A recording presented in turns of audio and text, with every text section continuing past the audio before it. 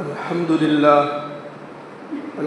لله وكفى وسلام على عباده الذين اصطفى أما بعد فأعوذ بالله من الشيطان الرجيم بسم الله الرحمن الرحيم يا أيها الذين آمنوا كتب عليكم الصيام كما كتب على الذين من قبلكم لعلكم تتقون أياما معدودات.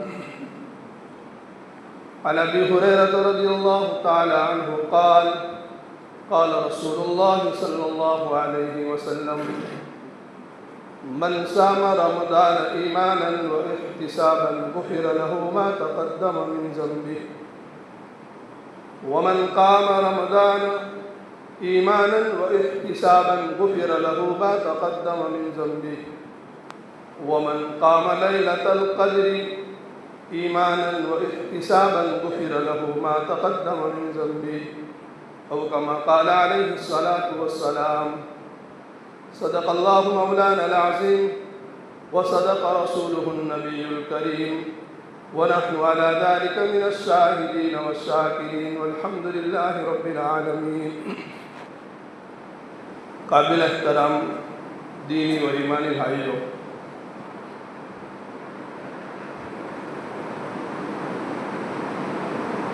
رمضان المبارک کا عظمت والا برکت والا مہینہ بہت ہی جلد آنے والا ہے.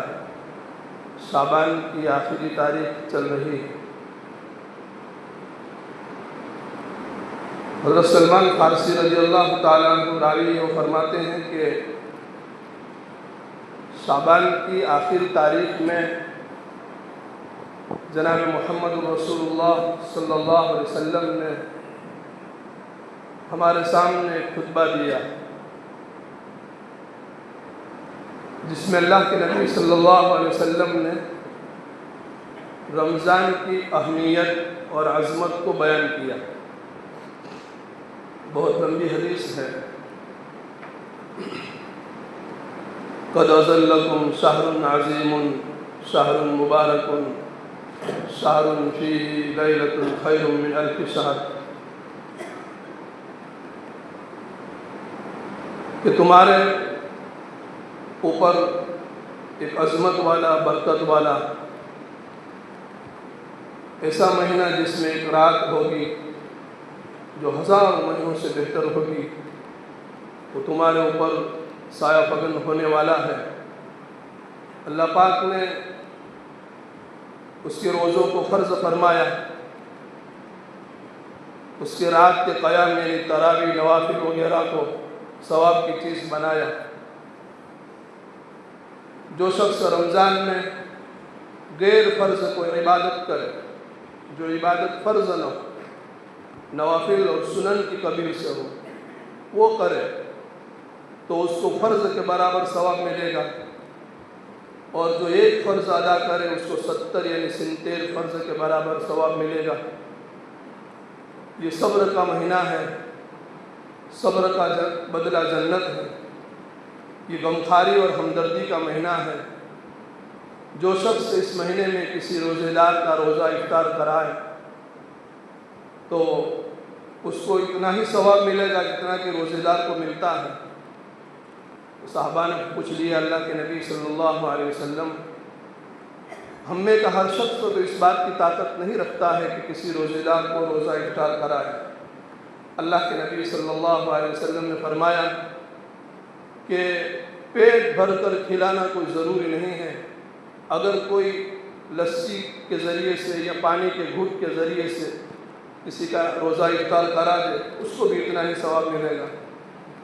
ہاں اگر کوئی پیٹ بھر کر کے کھانا کھلا دے تو اللہ میری حوض سے یعنی حوض کوثر سے اس کو ایسا پلائے گا جو جنت میں جانے تک اس کو پیاس نہیں لگے گی.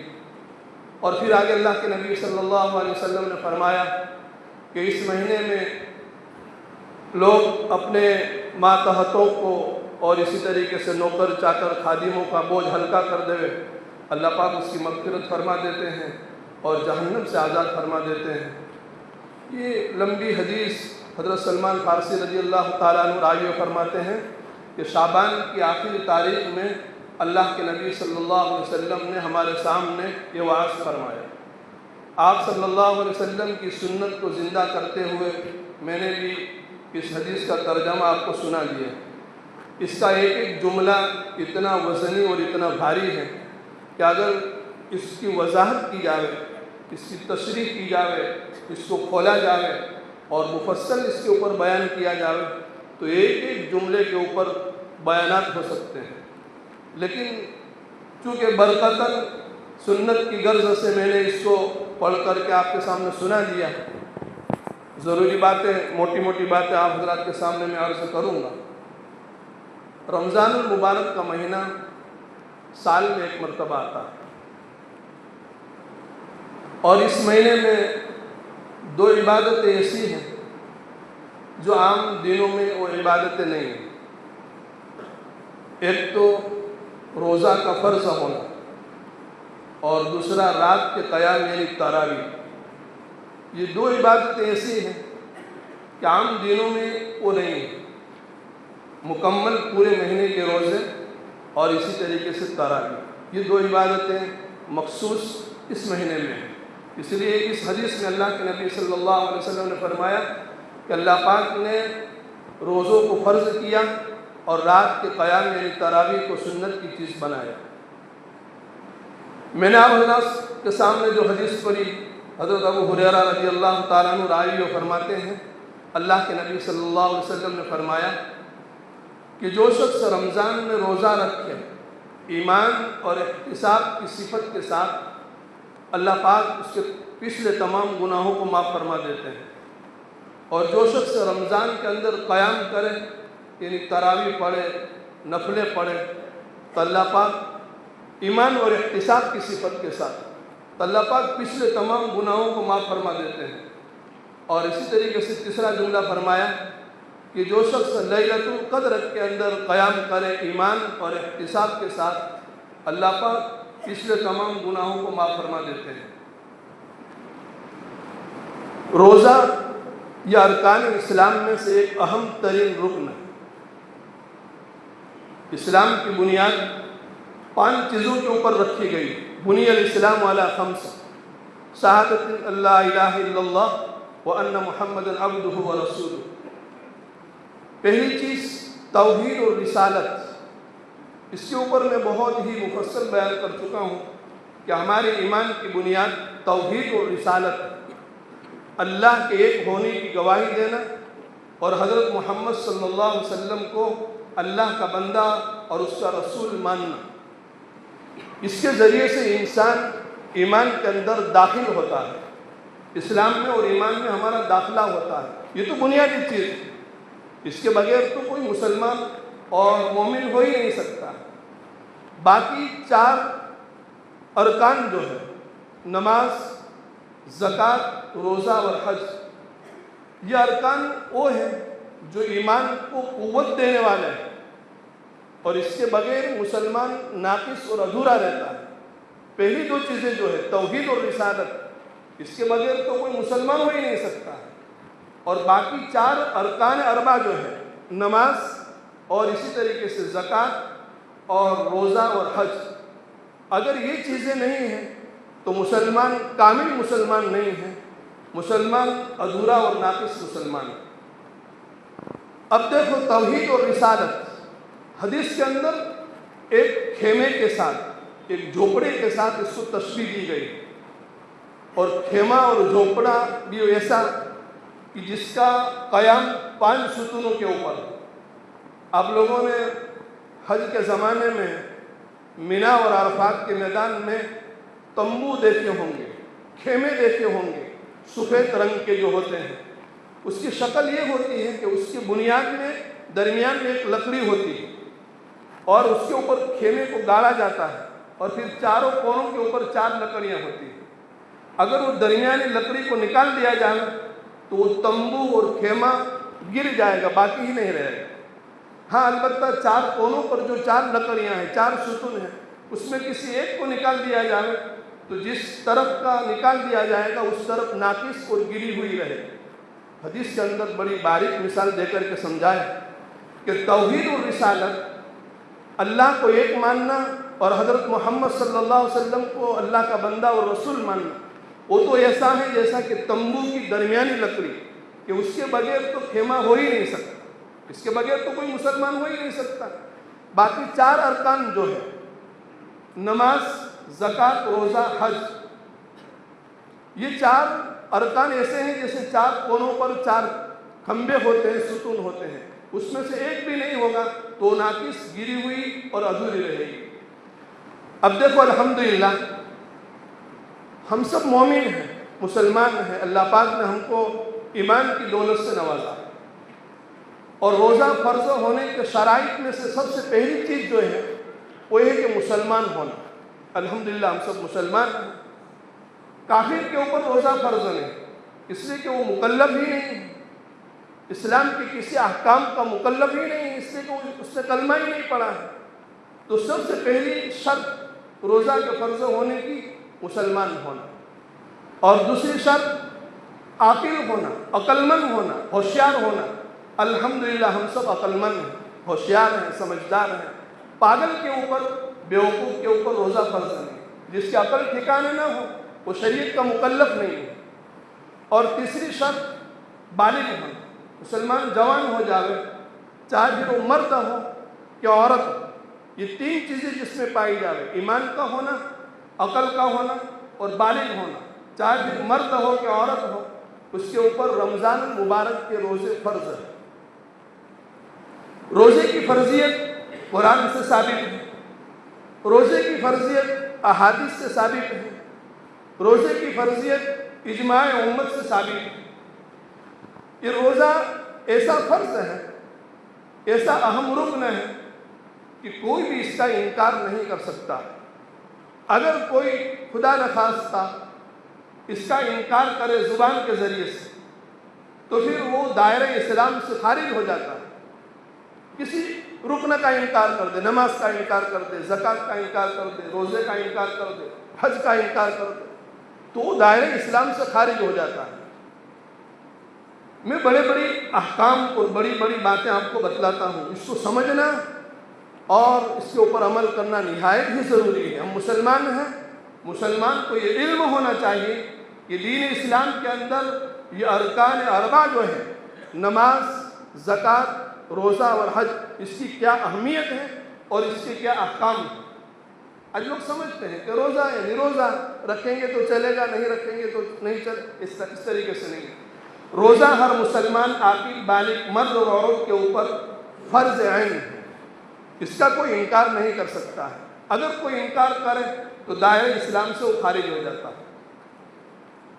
اگر کوئی انکار نہیں کرتا ہے لیکن رکھتا بھی نہیں بغیر کسی شرعی عذر کے، جس چیز کو شریعت نے عذر قرار دیا ہے وہ کوئی عذر بھی اس کے ساتھ لائق نہیں ہے، بس روزے کی اہمیت نہ ہونے کی وجہ سے اور اسلام کے احکام کی عظمت دلوں میں نہ ہونے کی وجہ سے کوئی مسلمان روزہ رکھتا بھی نہیں ہے، تو اس کا کیا حکم ہے؟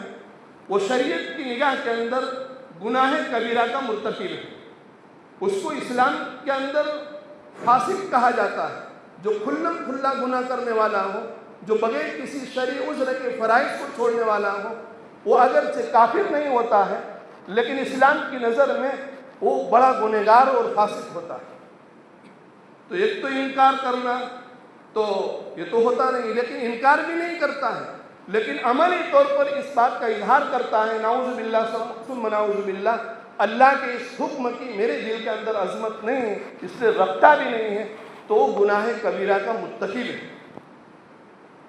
توبہ اس کے لیے ضروری ہے، اس گناہ کے معاف ہونے کے لیے، اور جتنے روزے اس نے چھوڑے ہیں اس کی قضا اس کے لیے ضروری ہے۔ شرعی عذر کیا ہے؟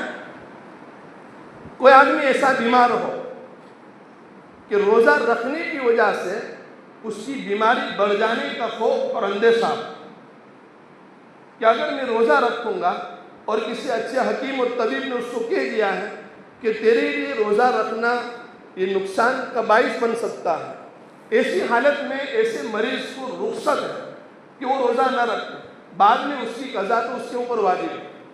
ایسا مرض ہو کہ روزے کی وجہ سے مرض بڑھ جانے کا اندیشہ ہو تو۔ اسی طریقے سے ایسا بوڑھا ہو کہ بڑھاپے کی وجہ سے اس کے اندر روزے رکھنے کی طاقت نہیں ہے، قوت نہیں ہے، روزہ نہیں رکھ سکتا ہے، بہت زیادہ بوڑھا ہے، تو پھر ایسا بوڑھا آدمی بھی اس کے لیے رخصت ہے کہ وہ روزہ نہ رکھے، اور اگر بعد میں طاقت آتی ہے اور اس کے اندر ہمت ہے تو قضا کرے، نہیں تو پھر اس کے لیے فدیہ ہے۔ یہ شرعی اعذار ہے۔ تیسرا وہ مسافر، کہ مسافر کے لیے بھی روزہ نہ رکھنے کی رخصت ہے۔ اس کو سمجھو تھوڑا اہمیت کے ساتھ۔ آج ایک آدمی کیا سمجھتا ہے کہ بھائی روزہ مسافر کے لیے نہیں، ایسا نہیں ہے۔ ہر حال میں مسافر کے لیے روزہ نہ رکھنا ایسا نہیں۔ اللہ کے نبی صلی اللہ علیہ وسلم نے سفر کے اندر روزے رکھے بھی ہیں، اور آپ صلی اللہ علیہ وسلم نے قضا بھی کیے، ہر طریقے سے امت کو تعلیم دی ہے کہ اگر سفر کے اندر روزہ رکھنے کی وجہ سے انسان کو پریشانی ہوتی ہے، تکلیف پہنچتی ہے، اور جس مقصد کے لیے، جس کام کے لیے گیا ہے، اس کام کے لیے رکاوٹ کا سبب بن سکتا ہے، تو اس مسافر کے لیے شریعت میں اجازت ہے کہ وہ روزہ نہ رکھے، بعد میں اس کی قضا کر لے۔ ایک زمانہ تھا کہ سفر بڑے مشکل ہوا کرتے تھے، اونٹوں کے اوپر، کھچروں کے اوپر، گھوڑوں کے اوپر لوگ سفر کرتے تھے، کئی کئی گھنٹوں کا سفر ہوتا تھا، کئی کئی دنوں کا سفر ہوتا تھا، پریشانی کی چیز تھی۔ آج کل تو الحمدللہ سفر بھی بڑے آسان ہو چکے ہیں۔ بہتر یہی ہے کہ مسافر سفر کے اندر عزیمت کے اوپر عمل کرے۔ ہاں، اگر کوئی پریشانی نہیں ہے، کوئی تکلیف نہیں ہے، تو پھر وہ روزہ رکھیں، اس لیے کہ بعد میں قضا کرنے کی پھر ضرورت نہ پڑے۔ ایک عام ماحول ہو گیا ہے، بہت سارے سفراء حضرات کو ہم دیکھتے ہیں جو چندے کے لیے آتے ہیں، تو وہ سمجھتے ہیں کہ ہم مسافر ہیں۔ بڑی سہولت اللہ نے دے رکھی ہے، کھلم کھلا علی الاعلان لوگوں کے سامنے راستوں کے اوپر پانی پیتے ہوئے، ہوٹلوں کے اندر کھاتے ہوئے نظر آتے ہیں۔ ہرگز شریعت کا یہ منشا نہیں ہے۔ اس مسافر کے لیے اجازت ہے کہ جس کو کچھ تکلیف ہوتی ہو تو پھر وہ روزہ نہ رکھے، تو بعد میں وہ قضا کر لے، ورنہ بہتر یہی ہے کہ وہ روزہ رکھے۔ تو یہ شریعت کے اندر ان چیزوں کو آزار قرار دیا ہے۔ اگر کوئی ایسا عذر نہیں ہے، پھر بھی کوئی مسلمان روزہ نہیں رکھتا ہے، تو شریعت کی نگاہ کے اندر گناہ کبیرہ کا مرتکب ہے اور وہ فاسق قرار دیا جائے۔ اس کے لیے بھی کیا حکم ہے؟ جو آدمی بیمار ہو، روزہ نہ رکھ سکتا ہو، اس کے لیے بھی کیا حکم ہے؟ کھلم کھلا سب لوگوں کے سامنے کھانے پینے کی اس کو اجازت نہیں ہے۔ سب لوگوں کے سامنے تو ایسے ہی رہے جیسے کہ میں روزے سے ہوں۔ یہ رمضان کی اہمیت ہے، یہ رمضان کی عظمت ہے، یہ رمضان کا قدر ہے۔ یہ نہیں کہ میں بیمار ہوں یا پھر مجھے عذر ہے تو میں سب کے سامنے پانی پیتا رہوں، سب کے سامنے کھانا کھاتا رہوں، نہیں۔ یہ رمضان کی عظمت کے خلاف ہے، یہ شریعت کے منشا کے خلاف ہے۔ اس کو بھی یہ حکم دیا گیا کہ گھر کے کونے کے اندر تو اپنی ضرورت پوری کر لے، لوگوں کے سامنے تو ایسے ہی رہے جیسے کہ تو روزے دار ہے۔ اس سے آپ کو پتہ چلے گا کہ روزے کی اہمیت شریعت کے اندر کتنی زبردست ہے۔ تو میرے بزرگ اور دوستو، رمضان المبارک کا مہینہ ہمارے سامنے بہت ہی جلد آنے والا ہے، ہم اس کی پوری قدردانی کریں، پوری قدردانی۔ اب تھوڑا یہ بھی سن لو کہ روزہ کس کو کہتے ہیں۔ روزہ کا ایک معنی ہوتا ہے لغوی لفظی معنی، اپنے آپ کو کسی امر سے باز رکھنا، روکے رکھنا، یہ اس کو مطلق روزہ کہتے ہیں۔ اگر کوئی نہ بولنے کا ارادہ، کم بولنے کا ارادہ کر لے کہ میں نہیں بولوں گا، تو اس کو روزہ کہتے ہیں، مطلق لفظی ترجمہ۔ اور شرعی اصطلاح کے اندر روزہ اس کو کہتے ہیں کہ صبح صادق سے لے کر غروب آفتاب تک روزے کی نیت کے ساتھ انسان کھانے پینے سے اور اپنی خواہشات کو پوری کرنے سے رکا رہے، یہ ہو گیا روزہ۔ لیکن یہ روزے کا ایک جسم ہو گیا، ایک بدن ہو گیا، ایک باڈی ہو گئی۔ جیسے ہمارا یہ ظاہری جسم ہے، باڈی ہے، اور اندر ہمارے جسم کے اندر ایک روح ہے، دونوں میں فرق ہے۔ تو صبح صادق سے لے کر غروب آفتاب تک روزے کی نیت کے ساتھ کھانے پینے سے اور بیوی سے ملنے سے رکے رہنے کا نام روزہ ہے۔ لیکن صرف یہ ڈھانچہ بنا، ایک جسم بنا۔ اب جس طریقے سے جسم کی حفاظت کے لیے اور جسم کی تندرستی کے لیے اور اس جسم سے فائدہ اٹھانے کے لیے ان چیزوں سے بچنا ضروری ہوتا ہے جو جسم کو نقصان دینے والی ہوتی ہیں، اور ان چیزوں کو استعمال کرنا ہوتا ہے جو جسم کے لیے مفید ہو۔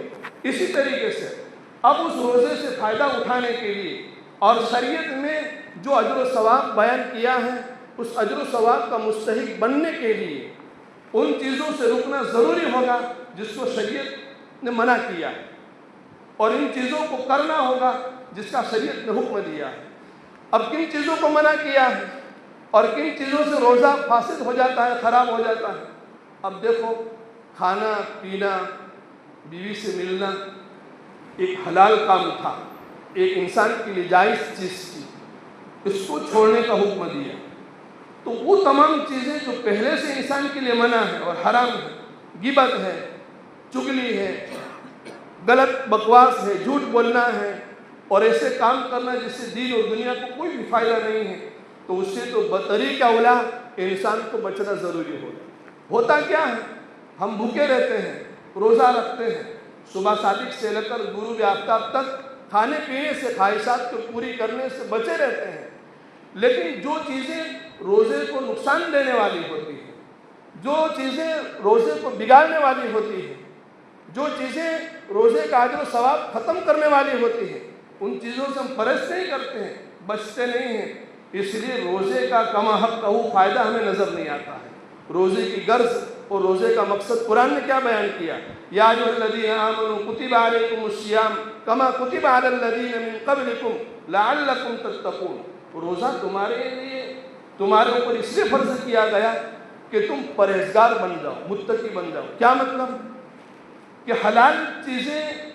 حلال چیزوں سے تم کو روکا گیا، تم اس کو نہیں کر رہے ہو، کھا نہیں رہے ہو، پی نہیں رہے ہو، خواہشات پوری نہیں کر رہے ہو، یہ مشق کر رہے ہو تم کہ جس طریقے سے اللہ کا حکم ہے کہ کھانا پینا، خواہشات کو پوری کرنا چھوڑ دو، اس طریقے سے وہ تمام کام جو اللہ نے پہلے سے حرام کر دیے ہیں اور پہلے سے تمہارے لیے ناجائز ہیں، اس کو چھوڑنے کی تمہیں مشق پڑ جائے، عادت پڑ جائے۔